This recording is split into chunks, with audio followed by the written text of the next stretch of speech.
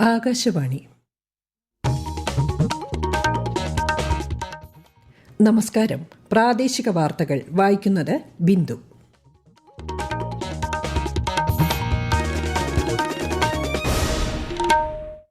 പ്രധാന വാർത്തകൾ. പരീക്ഷാ ക്രമക്കേടുകളിൽ കുറ്റക്കാർക്ക് 10 വർഷം വരെ തടവും 10 കോടി രൂപ വരെ പിഴയും വ്യവസ്ഥ ചെയ്യുന്ന ഭേദഗതി ബിൽ കേന്ദ്രമന്ത്രി ജിതേന്ദ്ര സിംഗ് ലോക്സഭയിൽ അവതരിപ്പിച്ചു. കർശന നടപടികൾ ഉറപ്പുവരുത്തുന്നതിന് എല്ലാ സംസ്ഥാനങ്ങളും ഫാസ്റ്റ് ട്രാക്ക് കോടതികൾ സ്ഥാപിക്കും. നിർമ്മാണ സാമഗ്രികൾ കയറ്റി അയക്കുന്നതിലെ നിയന്ത്രണങ്ങൾ പുനഃപരിശോധിക്കണമെന്നാവശ്യപ്പെട്ട് തമിഴ്നാട് മുഖ്യമന്ത്രി ജോസഫ് വിജയ്ക്ക് കത്തയച്ച് മുഖ്യമന്ത്രി വി.ഡി. സതീശൻ. ഓണക്കാലത്ത് സംസ്ഥാനത്ത് മയക്കുമരുന്നിനും അനധികൃത മദ്യവ്യാപാരത്തിനുമെതിരെ സ്പെഷ്യൽ എൻഫോഴ്സ്മെന്റ് ഡ്രൈവ് ശക്തമാക്കുമെന്ന് മന്ത്രി എം. ലിജു.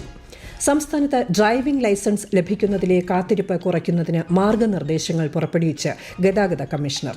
കേരളത്തിൽ ശനിയാഴ്ച വരെ വ്യാപക മഴയ്ക്ക് സാധ്യതയെന്ന് കേന്ദ്ര കാലാവസ്ഥാ വകുപ്പ്. 10 ജില്ലകളിൽ മഞ്ഞ ജാഗ്രത. കോമൺവെൽത്ത് ഗെയിംസിൽ 10 മെഡലുകളോടെ മികച്ച പ്രകടനം തുടർന്ന് ഇന്ത്യ. വാർത്തകൾ വിശദമായി. പരീക്ഷാ ക്രമക്കേടുകൾ തടയുന്നതിന് കർശന നടപടികൾ ഉറപ്പുവരുത്തുന്ന പൊതുപരീക്ഷാ ഭേദഗതി ബിൽ കേന്ദ്രമന്ത്രി ജിതേന്ദ്ര സിംഗ് ലോക്സഭയിൽ അവതരിപ്പിച്ചു. പരീക്ഷാ ക്രമക്കേടുകളിൽ കുറ്റക്കാർക്ക് 10 വർഷം വരെ തടവും 10 കോടി രൂപ വരെ പിഴയും നൽകാൻ ബിൽ വ്യവസ്ഥ ചെയ്യുന്നു. 2024 നിയമം ഭേദഗതി ചെയ്തുകൊണ്ടുള്ള ബില്ലിൽ കുറ്റക്കാരുടെ സ്വത്ത് വകകൾ കണ്ടുകെട്ടാനും വ്യവസ്ഥയുണ്ട്. കേസുകൾ വേഗത്തിൽ തീർപ്പാക്കുന്നതിനായി എല്ലാ സംസ്ഥാനങ്ങളും പ്രത്യേക ഫാസ്റ്റ് ട്രാക്ക് കോടതികൾ സ്ഥാപിക്കണമെന്നും ബില്ലിൽ പറയുന്നു. പോലീസ് സ്റ്റേഷനിൽ കേസ് രജിസ്റ്റർ ചെയ്യുന്ന തീയതി മുതൽ 2 മാസത്തിനുള്ളിൽ അന്വേഷണം പൂർത്തിയാക്കണം. കുറ്റപത്രം സമർപ്പിച്ച് 3 മാസത്തിനുള്ളിൽ വിചാരണ പൂർത്തിയാക്കണമെന്നും ബില്ലിൽ വ്യക്തമാക്കുന്നു.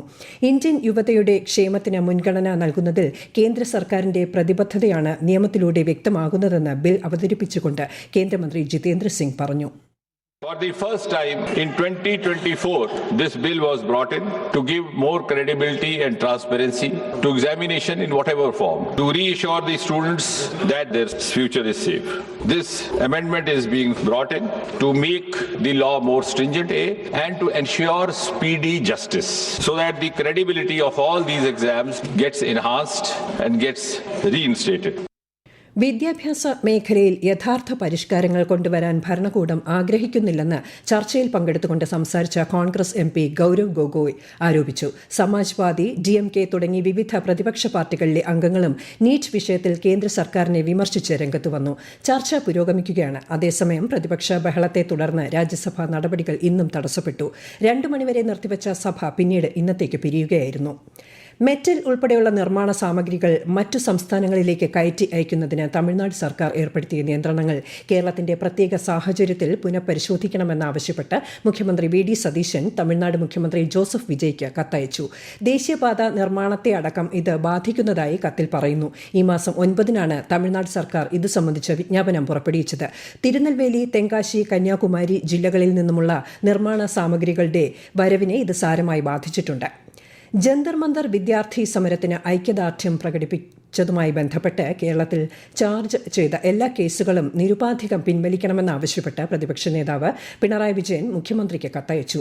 പ്രതിഷേധങ്ങളിൽ പങ്കെടുത്തതിന്റെ പേരിൽ സംസ്ഥാനത്തിന്റെ വിവിധ ഭാഗങ്ങളിലായി 5000-ഓളം പേർക്കെതിരെ കേരള പോലീസ് കേസെടുത്തതായാണ് വിവരങ്ങളെന്ന് പ്രതിപക്ഷ നേതാവ് പറഞ്ഞു.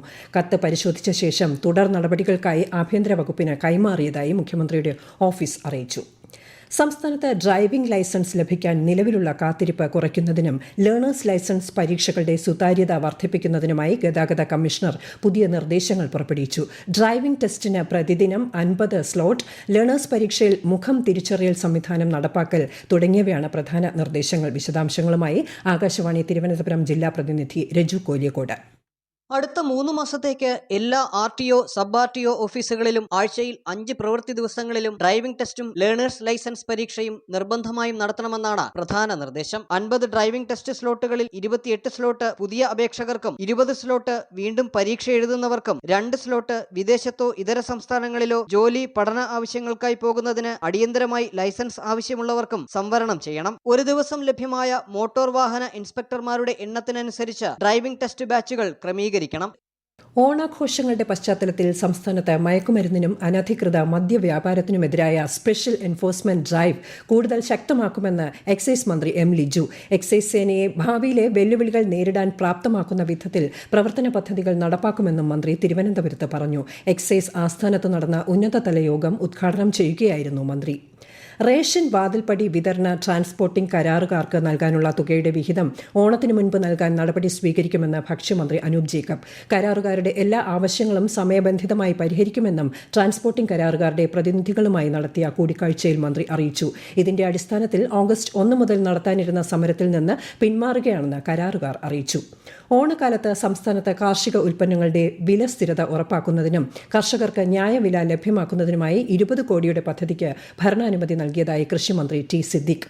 കാർഷിക ഉൽപ്പന്നങ്ങൾക്ക് ന്യായവില ഉറപ്പാക്കുകയും ഉപഭോക്താക്കൾക്ക് ഗുണമേന്മയുള്ള ഉൽപ്പന്നങ്ങൾ ന്യായമായ നിരക്കിൽ ലഭ്യമാക്കുകയുമാണ് ഇതിന്റെ ലക്ഷ്യം. ഈ വാർത്തകൾ ആകാശവാണിയിൽ നിന്ന്. ആകാശവാണി വാർത്തകളും വാർത്താധിഷ്ഠിത പരിപാടികളും All India Radio News Thiruvananthapuram YouTube ചാനലിലും All India Radio News Thiruvananthapuram Facebook പേജിലും AR News_ തിരുവനന്തപുരം ഇൻസ്റ്റഗ്രാം അക്കൌണ്ടിലും AR News_TVM X ഹാൻഡിലും ലഭ്യമാണ്. സൈബർ സാമ്പത്തിക തട്ടിപ്പുകൾ ഫലപ്രദമായി തടയുന്നതിനും കുറ്റവാളികളെ നിയമത്തിന് മുന്നിൽ കൊണ്ടുവരുന്നതിനുമായി ബാങ്കുകളുമായി ചേർന്ന് സംയുക്ത കർമ്മ പരിപാടി നടപ്പാക്കുമെന്ന് സംസ്ഥാന പോലീസ് മേധാവി റവാഡ ആസാദ് ചന്ദ്രശേഖർ. സൈബർ കുറ്റകൃത്യങ്ങൾ പ്രതിരോധിക്കാനായി സംസ്ഥാന പോലീസിന്റെ സൈബർ വിഭാഗവും ബാങ്ക് പ്രതിനിധികളും പങ്കെടുത്ത ഏകോപന യോഗത്തിന് ശേഷം മാധ്യമങ്ങളോട് സംസാരിക്കുകയായിരുന്നു അദ്ദേഹം. സൈബർ കുറ്റകൃത്യങ്ങളിൽ നടപടികൾക്കായി പോലീസിന്റെയും ബാങ്ക് പ്രതിനിധികളുടെയും ജോയിന്റ് സൈബർ കമ്മിറ്റിക്ക് രൂപം നൽകുമെന്നും അദ്ദേഹം പറഞ്ഞു. സംസ്ഥാനത്ത് ഇന്ന് രാത്രി വൈദ്യുതി നിയന്ത്രണം ഏർപ്പെടുത്താൻ സാധ്യതയെന്ന് KSEB. ഏറ്റവും കൂടുതൽ വൈദ്യുതി ഉപയോഗം ഉണ്ടാകുന്ന സമയങ്ങളിലാകും നിയന്ത്രണം. ഇന്നലെ വൈദ്യുതി നിയന്ത്രണം വേണ്ടി വന്നില്ലെന്നും KSEB അറിയിച്ചു.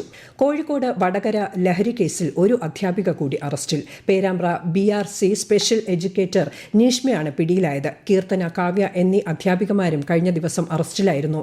MDMA ഇടപാടുകളിൽ കണ്ണികളായി പ്രവർത്തിക്കുന്ന ഇവർ വഴി വൻ സാമ്പത്തിക ഇടപാടുകൾ നടന്നതായി പോലീസ് അറിയിച്ചു. ഇടുക്കി ദേവികുളത്തെ തേയിലത്തോട്ടങ്ങളിൽ നിന്ന് ശേഖരിക്കുന്ന കൊളുന്തുകൾ ഇനി എളുപ്പത്തിൽ ഫാക്ടറിയിലെത്തിക്കാൻ ഡ്രോണുകൾ പറന്നുയരും. ഹാരിസൺ മലയാളം ലിമിറ്റഡിന്റെ ലോക്ക് ഹാർട്ട് എസ്റ്റേറ്റിലാണ് രാജ്യത്ത് ആദ്യമായി തേയില ശേഖരണത്തിന് ഡ്രോണുകൾ ഉപയോഗിച്ച് തുടങ്ങിയത്. വിശദാംശങ്ങളുമായി ആകാശവാണി ഇടുക്കി ജില്ലാ പ്രതിനിധി രതീഷ് കൃഷ്ണ. തേയിലത്തോട്ടങ്ങളിൽ നിന്ന് നുള്ളിയെടുക്കുന്ന കൊളുന്ത് ചുമന്ന് താഴെ എത്തിച്ച് ട്രാക്ടറുകളിൽ കയറ്റിയാണ് നിലവിൽ ഫാക്ടറികളിൽ സംസ്കരണത്തിന് എത്തിച്ചിരുന്നത്. വലിയ ചെലവും കഠിനാധ്വാനവും സമയവും ആവശ്യമായിരുന്ന ഈ രീതിക്കാണ് ഡ്രോൺ വന്നതോടെ മാറ്റം വരിക. ആദ്യഘട്ടത്തിൽ 10 കിലോഗ്രാം തൂക്കമുള്ള കൊളുന്ത് ചാക്കുകളാണ് ഡ്രോൺ വഴി വിജയകരമായി ഫാക്ടറിയിൽ എത്തിച്ചത്. വരും ദിവസങ്ങളിൽ 50 കിലോഗ്രാം വരെ വഹിക്കാൻ ശേഷിയുള്ള ഡ്രോണുകളും പരീക്ഷിക്കുമെന്ന് എസ്റ്റേറ്റ് അധികൃതർ അറിയിച്ചു. Uralungal labour contract cooperative society chairman Ramesh പാലേരിയുടെ സംസ്കാരം നാളെ കോഴിക്കോട് നാദാപുരത്തെ വീട്ടുവളപ്പിൽ നടക്കും. 3 പതിറ്റാണ്ടിലേറെ ഊരാളുങ്കൽ സൊസൈറ്റിയുടെ ചെയർമാനായ അദ്ദേഹം ഊരാളുങ്കലിനെ ഏഷ്യയിലെ ഏറ്റവും വലിയ സഹകരണ തൊഴിലാളി സൊസൈറ്റിയായി വളർത്തിയെടുക്കുന്നതിൽ നിർണായക പങ്ക് വഹിച്ചിട്ടുണ്ട്. രോഗബാധിതനായി ചികിത്സയിലിരിക്കെ കോയമ്പത്തൂരിലെ സ്വകാര്യ ആശുപത്രിയിൽ ഇന്ന് രാവിലെയായിരുന്നു അന്ത്യം. കേരളത്തിൽ ശനിയാഴ്ച വരെ ശക്തമായ കാറ്റോടുകൂടിയ വ്യാപക മഴയ്ക്ക് സാധ്യതയെന്ന് കേന്ദ്ര കാലാവസ്ഥാ വകുപ്പ്. ആലപ്പുഴ മുതൽ എറണാകുളം വരെയും തൃശൂർ മുതൽ കാസർഗോഡ് വരെയും ഉള്ള 10 ജില്ലകളിൽ ഇന്ന് മഞ്ഞ ജാഗ്രത പ്രഖ്യാപിച്ചു. 7 ജില്ലകളിൽ നാളെയും 8 ജില്ലകളിൽ മറ്റന്നാളും മഞ്ഞ ജാഗ്രതയാണ്. ഗ്ലാസ്ഗോയിൽ നടക്കുന്ന കോമൺവെൽത്ത് ഗെയിംസിൽ 2 സ്വർണവും 5 വെള്ളിയും 3 വെങ്കലവും ഉൾപ്പെടെ 10 മെഡലുകൾ നേടി ഇന്ത്യ. പുരുഷന്മാരുടെ പാരാ സ്വിമ്മിംഗ് 50 മീറ്റർ ഫ്രീ സ്റ്റൈലിൽ ഇന്ത്യയുടെ ഭവാനി കാർത്തിക്കും ഇമാം അലിയും ഫൈനലിലേക്ക് യോഗ്യത നേടി. ഫൈനൽ റൗണ്ട് ഇന്ന് രാത്രി നടക്കും.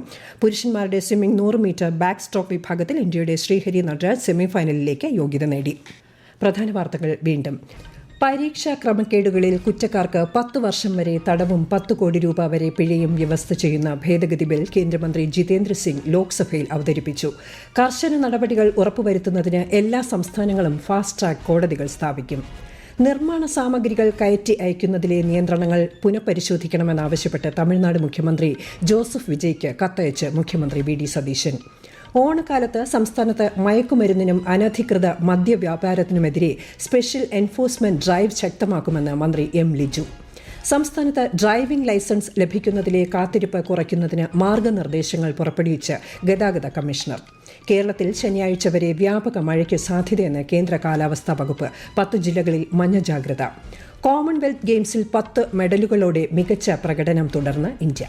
പ്രാദേശിക വാർത്തകൾ കഴിഞ്ഞു. അടുത്ത വാർത്താ പ്രക്ഷേപണം രാത്രി 7:25.